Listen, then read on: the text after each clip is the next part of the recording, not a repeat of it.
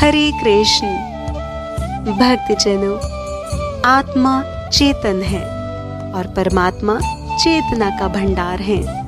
परमात्मा की निकटता आत्मा को चेतनता, पवित्रता और प्रखरता से लाभान्वित करती है। अर्थात परमात्मा के निकट बने रहने के लिए हमें भक्ति पूर्वक यत्न अवश्य करने चाहिए। पूर्ण परमात्मा भगवान श्री कृष्ण जी की भक्ति करने का सुअवसर एकादशी व्रत के रूप में हमें प्राप्त होता रहता है।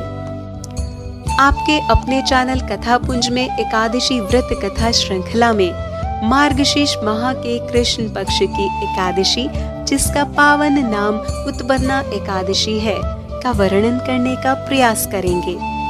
आइए सबसे पहले जानते हैं उत्पन्ना एकादशी का शुभ मुहूर्त। उत्पन्ना एकादशी वर्ष 2023 में 8 दिसंबर और 9 दिसंबर दोनों दिन है, परंतु द्वादशी युक्त एकादशी का व्रत शास्त्रों के अनुसार रखना चाहिए। अतः उत्पन्ना एकादशी का व्रत 9 दिसंबर को रखा जाएगा। 9 दिसंबर को व्रत रखने पर 10 दिसंबर को प्रातः 7:03 से 7:13 तक व्रत का पारण समय होगा और यह अवधि बहुत कम है, इसलिए व्रत पारण के लिए पहले से तैयारी रखें। उत्पन्ना एकादशी के महात्म्य के अनुसार कोई भी भक्तजन यदि एकादशी की उत्पत्ति और महात्म्य को पठन और श्रवण करता है, वह अनेकों सुखों को भोग कर अंत में श्री हरि विष्णु लोक को जाता है। एकादशी व्रत का आरंभ करने वाले भक्तजन उत्पन्ना एकादशी से अपने एकादशी व्रतों का शुभ आरंभ कर सकते हैं। धर्मात्मा मनुष्यों को शुक्ल और कृष्ण दोनों पक्षों की एकादशियों को समान समझना चाहिए। अश्वमेध यज्ञ करने से जो फल प्राप्त होते हैं, उससे 100 गुना फल एकादशी व्रत के उपवास से प्राप्त होते हैं। कन्यादान, भूमिदान, अन्नदान आदि से भी श्रेष्ठ एकादशी के व्रत में उपवास और दान का पुण्य लाभ होता है।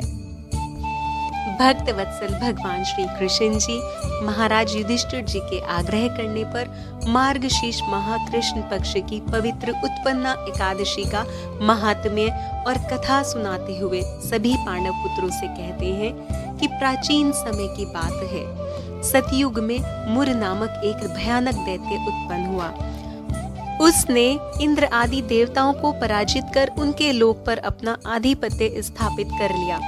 उसके आतंक से भयभीत होकर सभी देवतागण भगवान विष्णु जी की स्तुति करते हुए उनके समक्ष क्षीर सागर में पहुंचे और विनती करते हुए सभी एक स्वर में बोले कि हे भगवान, हे शरणागत वत्सल, आप हमारी रक्षा कीजिए।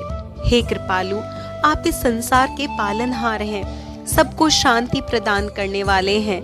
आकाश, पाताल, पितामह ब्रह्मा, सूर्य, चंद्र, अग्नि, सामग्री, होम, आहुति, मंत्र, तंत्र, जप, यज्ञ कर्म, कर्ता, भोक्ता आप ही हैं।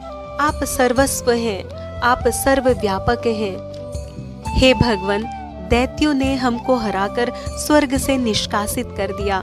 हम भयभीत हैं। मुर नाम के भयानक राक्षस से हमारी रक्षा कीजिए। इंद्र आदि देवताओं के वचन सुनकर भगवान बोले कि उस मायावी दैत्य का क्या परिचय है जिसने आप सभी को भयग्रस्त कर दिया।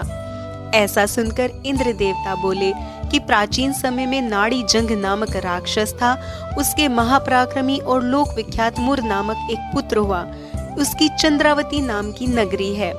सभी देवताओं को स्वर्ग से निकालकर मुर ने अपना अधिकार जमा लिया है। हे असुर निकंदन, उस दुष्ट से हमारी रक्षा कीजिए। यह सुनकर भगवान विष्णु जी ने देवताओं सहित चंद्रावती नगरी की ओर प्रस्थान किया। रणभूमि में भगवान श्री हरि विष्णु जी शरणागत के रक्षक स्वयं मुर नाम के राक्षस के सामने युद्ध के लिए प्रस्तुत हुए। भगवान श्री हरि विष्णु जी के प्रहारों से मुर का शरीर छिन्न भिन्न हो गया, परंतु वह मृत्यु को प्राप्त ही नहीं हुआ। दोनों के बीच कई सहस्त्र वर्षों तक मल्ल युद्ध चलता रहा।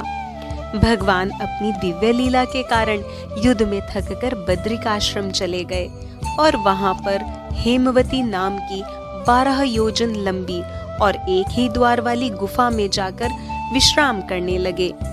मुर नाम का राक्षस उनके पीछे पीछे वहां आ गया और भगवान श्री हरि विष्णु जी को निद्रा में देखकर उनको मारने के लिए उद्यत हुआ।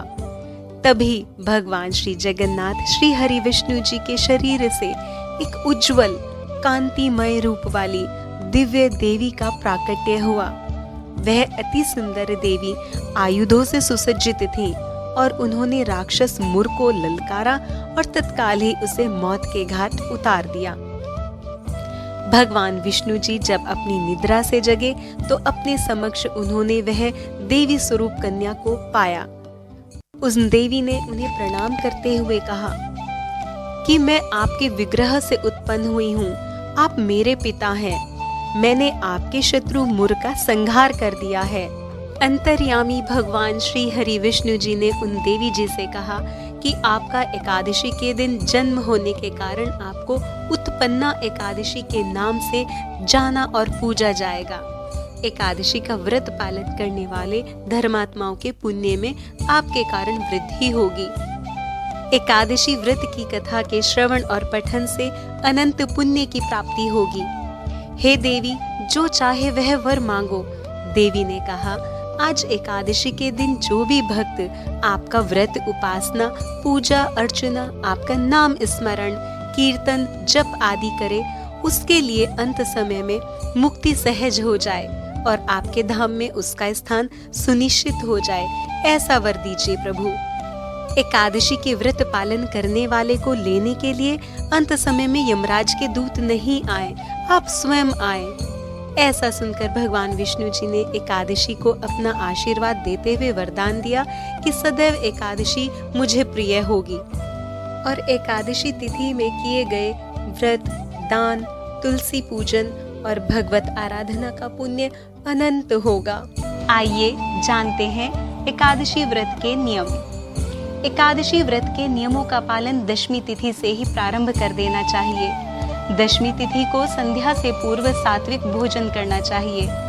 एकादशी के व्रत में अन्न जैसे चावल, गेहूं, दाल, चना आदि पदार्थों का सेवन नहीं करना चाहिए। किसी भी प्रकार का प्याज, लहसुन से युक्त भोजन नहीं करना चाहिए।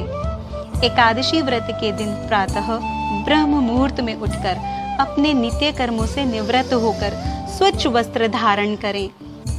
शंख, चक्र, पद्म और गदा धारण किए हुए भगवान श्री हरि जी के सुंदर चतुर्भुज रूप का ध्यान करें। माता लक्ष्मी जी सहित भगवान श्री हरि जी को पंचामृत से स्नान कराएं और श्रृंगार करें। धूप, घी का दीपक, नैवेद्य, ऋतुफल, फूल, तिल और तुलसी जी अर्पित करें। तुलसी माता के समक्ष श्री हरि जी का नाम स्मरण करें। श्री हरि जी के समक्ष हाथ में जल और पुष्प लेकर एकादशी के व्रत का संकल्प करें और व्रत कथा का श्रवण या पठन करें। इसके पश्चात आरती करें। श्रीमद् भागवत गीता जी का पाठ और विष्णु सहस्त्र नाम का जप भी किया जा सकता है। व्रत में अपने शरीर के साथ आत्मा की भी शुद्धि रखें। किसी से अप्रिय वचन ना बोलें। राग, द्वेष, ईर्ष्या, वासना, लोभ और निंदा का त्याग करें। हृदय की कठोरता को त्याग कर सुंदर निर्मल भाव धारण करें। संध्या के समय आरती, दीपदान, रात्रि जागरण और कीर्तन करें। आरती के पश्चात एकादशी का फलाहारी प्रसाद ग्रहण किया जा सकता है।